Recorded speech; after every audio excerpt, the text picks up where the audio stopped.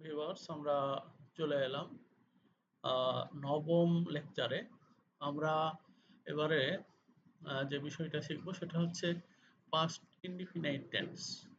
Past indefinite টেন্সের ক্ষেত্রে আমরা যে বিষয়টা লক্ষ্য করব সেটা হলো পাস্ট ইনডিফিনাইট টেন্স কিভাবে গঠিত হয়।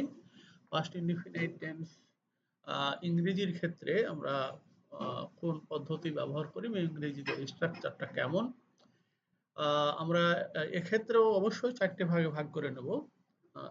Affirmative sentence, negative sentence, interrogative affirmative sentence এবং ইন্টারোগেটিভ নেগেটিভ সেন্টেন্সে। তো পাস্ট ইনডিফিনিট টেন্স কাকে বলে বিষয়টা নিয়ে আমরা একটু আলোচনায় যাচ্ছি যে কোনো কাজ অতীতে হয়েছিল এরূপ বোঝায়, অর্থাৎ আগে হয়ে গেছিল। তো আমরা প্রেজেন্ট পারফেক্ট টেন্সে দেখেছিলাম যে কোনো কাজ আগেই হয়েছিল কিন্তু তার ফলাফলটা বর্তমান ছিল, আর এক্ষেত্রে ফলাফল বর্তমান থাকবে এরকম অর্থ প্রকাশ করে না।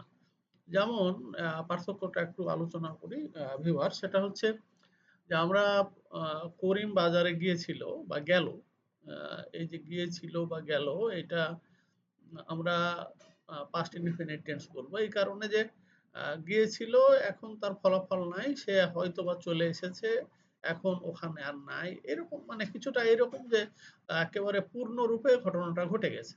ওই কথাটা আমরা বলি, যদি বলি যে করিম বাজারে গিয়েছে, তার মানে অর্থটা এরকম দাঁড়ায় যে করিম বাজারে গিয়েছে এবং সেখানে এখন আছে। That is the main difference between the two. আসলে প্রেজেন্ট পারফেক্ট টেন্স গিয়েছে এবং সেখানে আছে, আর গেল বা গিয়েছিল এর অর্থ দাঁড়ালো সেখানে গিয়েছিল এবং এখন সেখানে আছে বা নাই সে প্রসঙ্গে কোনো সুনির্দিষ্ট ইতিহাস আমাদের কাছে নাই বা সুনির্দিষ্ট ফলাফল নাই। তো সেই জন্য পাস্ট ইনডিফিনিট টেন্স বলতে আমরা এখানে স্ক্রিনে আপনারা দেখতে পাচ্ছেন যে পাস্ট ইনডিফিনাইট মানে সাধারণ অতীত বা নিত্য অতীতকাল। এক্ষেত্রে অতীতকালে কোনো কাজ হয়েছিল বা ঘটেছিল এটাই আমরা পাস্ট ইনডিফিনিট টেন্স বলে থাকি। এছাড়া অতীতকালের অভ্যাস যদি বোঝাই তবুও আমরা পাস্ট ইনডিফিনাইট টেন্স হিসাবে ব্যবহৃত পাস্ট ইনডিফিনাইট টেন্স হিসাবে আমরা এটাকে ধরে থাকি। তো আমরা চিনব কি করে? বাংলা ক্রিয়াপদের সাথে ল, লে, লাম, ত, তে, তাম, লে, নো, তেন যোগ থাকে। ভিউয়ার্স, আমি আবারও বলছি, বাংলা ক্রিয়াপদের সাথে ল, লে, লাম, ত, তে, তাম, লেন, তেন যোগ থাকে এবং ইংরেজিতে নি বা নাই যোগ থাকে। সরি, নেগেটিভ সেন্টেন্সে নি বা নাই যোগ থাকে। অ্যাফার্মেটিভ ক্ষেত্রে ল, লে, লাম, ত, তে, তাম, লেন, তেন ও নেগেটিভ সেন্টেন্সে নি বা নাই যোগ থাকে। আমরা উদাহরণে যাচ্ছি, হ্যাঁ বোধক বাক্যে সরাসরি আপনাদের স্বার্থে, কারণ বেশি সময় নিচ্ছি না। যে এক্ষেত্রে আমরা সাবজেক্টের পরে ভার্বের পাস্ট ফর্ম বসিয়ে নিই, তারপর অবজেক্ট বা এক্সটেনশন। সাবজেক্টের পরে ভার্বের পাস্ট ফর্ম, ভিউয়ার্স আবারও বলছি, সাবজেক্টের পরে ভার্বের পাস্ট ফর্ম, তারপর অবজেক্ট, তারপর এক্সটেনশন। আমি একটি বাঘ মেরেছিলাম, আই কিল্ড এ টাইগার। এই যে ভার্বের পাস্ট ফর্ম কিল্ড। তুমি একটি ছবি এঁকেছিলে, you drew a picture. Ratna একটি হরিণ দেখেছিল, রত্না স এ ডিয়ার। সে একটা পুরস্কার পেয়েছিল, হি গট এ প্রাইজ। করিম বাড়ি গেল, করিম ওয়েন্ট হোম। তারা ভাত খেলো, দে এট রাইস। আমরা কাজ করেছিলাম, we did the work. Suman সকালে কলেজে গিয়েছিল, Suman went to college in the morning. এক্ষেত্রে ভিউয়ার্স আমাদের সাবজেক্ট কোন পার্সন কোন নাম্বার চিন্তা করার কোনো প্রয়োজন নেই, আমরা সব ক্ষেত্রেই ভার্বের পাস্ট ফর্ম বসিয়েছি এবং তারপর অবজেক্ট বা এক্সটেনশন বসিয়েছি। আমরা দ্বিতীয় প্রসঙ্গে চলে আসি যে আমরা যদি অভ্যাস ধরি সেক্ষেত্রে আমরা ইউজ টু শব্দটা ব্যবহার করি এবং যেহেতু টু শব্দটা থাকে সেই জন্য আমরা ভার্বের প্রেজেন্ট ফর্ম বসাই অভ্যাস প্রকাশ করার জন্য, অর্থাৎ সাবজেক্ট, ইউজ টু, ভার্বের প্রেজেন্ট ফর্ম, অবজেক্ট, এক্সটেনশন। সে প্রত্যহ সকাল 7টায় ভাত খেত, এটা একটা অভ্যাস বোঝাচ্ছে। He use to eat rice at 7 AM। আমরা প্রত্যহ নদীর ধারে বেড়াতে যেতাম, we use to go for a walk by the river side. Shibli রোজ দুপুরে ঘুমাতো, Shibli use to sleep at noon. এগুলো সবই অভ্যাস, সেই জন্য তারপরে ইউজ টু শব্দটা ব্যবহার করেছি এবং এই অভ্যাসগুলো ছিল নিয়মিত। তবে অনিয়মিত অভ্যাস হলে আমরা সাধারণত সাবজেক্টের পরে উড বসাই এবং এক্ষেত্রেও ভার্বের প্রেজেন্ট ফর্ম বসাই। সে মাঝে মাঝে আমার সহিত সাক্ষাৎ করতো, he would meet me sometimes. Karim মাঝে মাঝে তোমাকে ডাকতো, Karim would call you sometimes. আমি প্রায়ই চা খেতাম, I would take tea every often.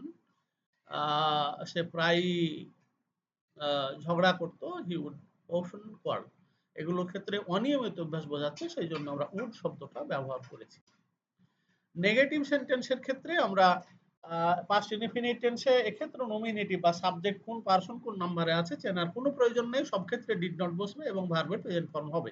অর্থাৎ আগের চাইতে দর্শক এখানে একটু কোনো আগের চাইতে সোজা চিন্তা করার কোনো প্রশ্ন উঠছে না।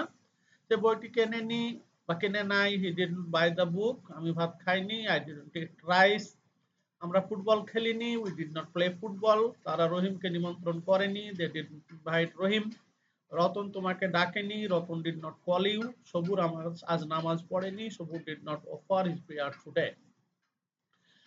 দর্শক আমরা নেগেটিভ সেন্টেন্সে তাহলে ডিড নট বসালাম এবং ভার্বের প্রেজেন্ট ফর্ম বসালাম, খুবই সোজা। এরপরে প্রশ্নবোধক বাক্যে আমরা ডিডটাকে আগে বসিয়ে নিব এবং ভার্বের প্রেজেন্ট ফর্ম বসাবো। দর্শক ভালোভাবে লক্ষ্য করুন, আমরা শুধুমাত্র হ্যাঁ বোধক বাক্যে ভার্বের পাস্ট ফর্ম বসিয়েছি, অন্য সব ক্ষেত্রে ডিড বসাচ্ছি বা ডিডন্ট বসাবো প্রশ্ন না বোধক বাক্যে। সে কি বইটি বিক্রয় করেছিল, did he sell the book, তোমরা কি ভাত খেয়েছিলে, ডিড ইউ ইট রাইস, তোমরা কি গরিব লোকটিকে সাহায্য করেছিলে, did you help the poor, Bimal কি স্কুলে গিয়েছিল, did Bimal go to school, তারা কি একটি নতুন পুতুল এনেছিল, did they bring a new doll, সে কি ইহা করেছিল, ডিড হি ডু ইট। দর্শক দেখলেন যে আমরা ডিড বসিয়েছি, ভার্বের প্রেজেন্ট ফর্ম বসিয়েছি এবং ডিডের পরে সাবজেক্ট বসিয়েছি। আমরা প্রশ্ন না বোধক বাক্যে যদি যাই সেক্ষেত্রে আমরা দেখব যে ডিডেন্ট বসিয়ে ভার্বের সাবজেক্ট আর ভার্বের প্রেজেন্ট ফর্ম বসাবো। কেউ অবশ্য ডিড ইউ নট বা নাউন যদি হয় সেক্ষেত্রে ডিড নট বসিয়ে সাবজেক্ট বসানো যাবে। তোমরা কি গরিব লোকটিকে সাহায্য করনি, didn't you help the poor, or did you not help the poor, Karim কি স্কুলে যায়নি, did Karim go to school, অথবা did not Karim go to school, এখানে করিম নাউন সেই জন্য নটটা আগে বসেছে।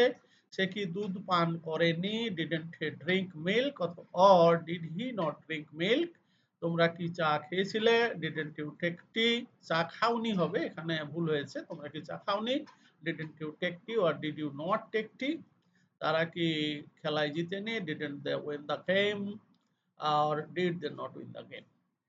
দর্শক তাহলে এক্ষেত্রে আমরা একটা জিনিস খুব পরিষ্কার রূপে যে পাস্ট ইনডিফিনিট টেন্সের ক্ষেত্রে সাধারণত সাবজেক্টের পরে ভার্বের পাস্ট ফর্ম, অবজেক্ট এক্সটেনশন, যেমন আমি ভাত খেয়েছিলাম, আই এট রাইস, আর আমি যদি বলি আমি ভাত খাইনি, I did not eat rice, অর্থাৎ ডিড নট এবং ভার্বের প্রেজেন্ট ফর্ম। আমি কি ভাত খেয়েছিলাম, ডিড আই ইট রাইস, সেক্ষেত্রে আমরা ডিডটা আগে বসিয়ে নিলাম, এবং যদি বলি যে আমি কি ভাত খাইনি সেক্ষেত্রে did I not eat rice অথবা didn't I eat rice. Viewers আমরা খুব সহজে পাস্ট ইনডিফিনিট টেন্সের গঠন প্রণালীটা নিয়ে আলোচনা করলাম। তবে এক্ষেত্রে একটা জিনিস আবারও বলে নিই, যদি অতীতকালের নিয়মিত অভ্যাস বোঝায় তাহলে হি ইউজ টু বসে সাবজেক্টের পরে, এবং অতীতকালের অনিয়মিত অভ্যাস বোঝালে উড বসে সাবজেক্টের পরে। যেমন আমি প্রত্যহ বাড়ি যেতাম, I use to go home every day. আবার এটাই যদি বলতাম যে আমি মাঝে মাঝে বাড়ি যেতাম, I would go home sometimes. দর্শক শ্রোতা, আজকে আমরা পাস্ট ইনডিফিনিট টেন্সের প্রাথমিক ভাগের যে আলোচনা সেটা শেষ করলাম 8 নম্বর লেকচারে। আমরা এখানে কিছু এক্সারসাইজ দিয়েছি যেগুলো আপনারা বাড়িতে করবেন। আমাদের পরবর্তী 9 নম্বর লেকচারে আমরা টু হ্যাভ এর ব্যবহার এবং টু বি এর ব্যবহার শিখব। টু বি মানে ওয়াজ ওয়্যার এর ব্যবহার এবং টু হ্যাভ মানে হ্যাড এর ব্যবহার শিখব আমরা 10ম লেকচারে। এখন আমরা আজকে যেটা শিখলাম সেটা 9ম লেকচারে পাস্ট ইনডিফিনিট টেন্স। আপনাদের ভালো লাগলে এবং শিখতে পারলে অবশ্যই এখানে সাবস্ক্রাইব করবেন এবং লাইক দেবেন। I am going to end my lecture today. So thank you all.